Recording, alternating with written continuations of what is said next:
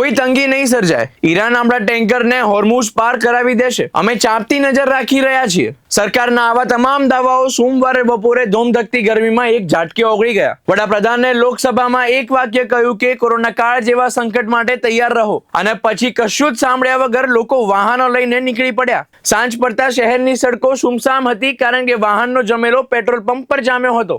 રસોઈની તૈયારી અધૂરી મૂકીને દોડેલી ગૃહિણીઓ, ભણવાનું પડતું મૂકીને આવી ગયેલા વિદ્યાર્થીઓ, દુકાનનો ઠડો રેડો મૂકીને આવેલા વેપારીઓ, પેટ્રોલ પંપ પર ઉભેલા દરેકની આંખમાં હતો ઉચાટ અને વાણીમાં છલકાતો હતો આક્રોશ. આખરે ક્યાં સુધી અમને લાઈનમાં ઉભા રાખશો સરકાર? કોઈ સાંભળતું નથી. સરકાર ગુલબાંગો હાંકે છે, મનમાની કરે છે. અને શું કામ ન કરે? નેતાઓને ક્યાં લાઈનમાં ઊભું રહેવું પડે છે? આ અમે નથી કહેતા, જનતા કહે છે. એ જનતાનો અવાજ સાંભળો સરકાર.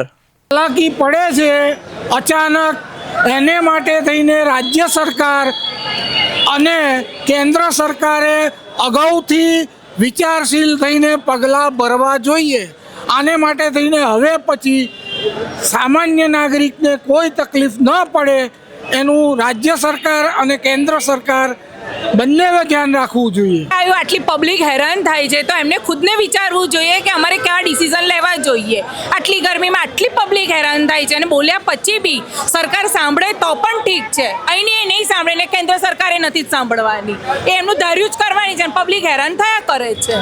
એટલે હવે આમાં કોઈ સોલ્યુશન મને લાગતું નથી કે ક્યારે લાવશે આ લોકો. એ લોકો તો શું છે, જલસા જ છે ને. એમને ક્યાં એટલે લાઈનમાં ઊભું રહેવું પેટ્રોલ પુરાવા તો ખબર પડે લાઈનમાં ઊભા રહે તો કે પબ્લિક કેટલી હેરાન થાય છે. બસ બીજું કાંઈ બોલવું નથી. હવે બોલ્યા પછી કોઈ ફાયદો છે નહીં. આ તો હવે બોલી નાખીએ છીએ જરૂરિયાત પ્રમાણે. ના, ગભરાટથી જ આવે છીએ. સરકાર વારંવાર ખાતરી આપે છે કે બધી પુરવઠો યથાવત છે અને ક્યાંય અછત જેવું થશે નહીં આગળ જતા.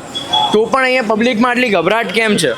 પબ્લિકમાં ગભરાટ એટલે છે કે પેટ્રોલની આ પબ્લિકની વાતો લોકો ઉડાડે છે એકબીજાને કે પેટ્રોલની અછત છે, આવતું નથી, માલ નહીં મળે, કાલે સાધનોમાં પેટ્રોલ નહીં રહે.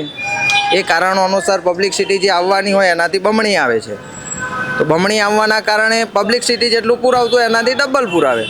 એના કારણે માલ ગમે તેટલું હોય તો પણ અછત જડાય, એમ ખાલી થઈ જાય. ટાંકાઓ બધા ભરેલા હોય પેટ્રોલના, એ ખાલી થઈ શકે છે. એટલે આવે ખાલી થાય, આવે ખાલી થાય. આ ચાલી રહ્યું છે અત્યારે. એટલે એવું લાગે છે કે અછત છે એવું. વડાપ્રધાને આજે જ લોકસભામાં ખાતરી આપી છે કે બધી જ પુરવઠો યથાવત રહેશે. તે વિશે તમને ખ્યાલ છે? હા, વાત તો સાંભળી કે બધું યથાવત રહેશે, પણ જે પ્રમાણે અત્યારે લાઈનો લાગી છે ખબર નથી પડતી કે કઈ રીતે આ ઓકે રહેશે. ઓકે. અને રોજિંદી જરૂરિયાત પ્રમાણે ના, ડેલી રૂટીન પ્રમાણે કોઈ એવી ગભરાટ કેવું કંઈ છે નહીં, કેમ કે ઇનફ તો પેટ્રોલ હોય જ આપણી ગાડીમાં. બટ લાઈક આપણે રૂટીન જોતું હોય તો આપણે જોઈએ જ, એના માટે કોઈ એવું ગભરાટ કેવું કંઈ નથી. તમે કેટલી વારથી અહીંયા લાઈનમાં ઊભા રહ્યા છો ને હવે એવું પણ સાંભળવા મળી રહ્યું છે કે ડીઝલ તો ક્યારનું પતી ગયું છે અહીંયા, પણ પેટ્રોલની પણ હવે ધીમે ધીમે આ સાઈડથી જેમ કે આ આવી રહ્યું છે કે હવે પેટ્રોલ પણ પતી ગયું છે. પેટ્રોલ પતી જ ગયું છે જેમ કે અત્યારે કહી રહ્યા છો, તે પ્રમાણે હવે તમારે શું? મારા ઓપિનિયનમાં હું પહેલાં ડીઝલની લાઈનમાં હતો અને તે પછી પાછો પેટ્રોલની લાઈનમાં, એટલે ઓલમોસ્ટ 1 કલાક જેવું છું ઊભો જ છું. તમે અહીંયા આવ્યા છો, તમે કેટલી વારથી લાઈનમાં ઊભા રહ્યા છો? હું 1.5 કલાકથી લાઈનમાં ઊભો છું. 1.5 કલાક ઉપર થયું, પણ હવે મારો નંબર આવ્યો તો પેટ્રોલ પતી ગયું છે. એટલે લોકો ગભરાટથી આવ્યા છે, પણ પેટ્રોલ પંપવાળા એમ કહે છે કે રાતના 10 વાગે ગાડીઓ આવવાની છે. એટલે લોકો ગભરાટથી અત્યારે પેટ્રોલ ભરાવ, ભાઈ પેટ્રોલ નહીં હોય તો કરશું શું? કોરોના જેવી પરિસ્થિતિ થઈને ઊભી રહેશે.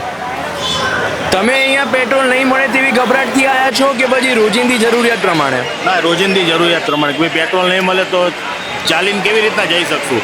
લોકોને તો પેટ્રોલ વગર ચાલતું નથી, 1 કિલોમીટર ચાલી નહીં શકતા. Okay, cut. હવે આમને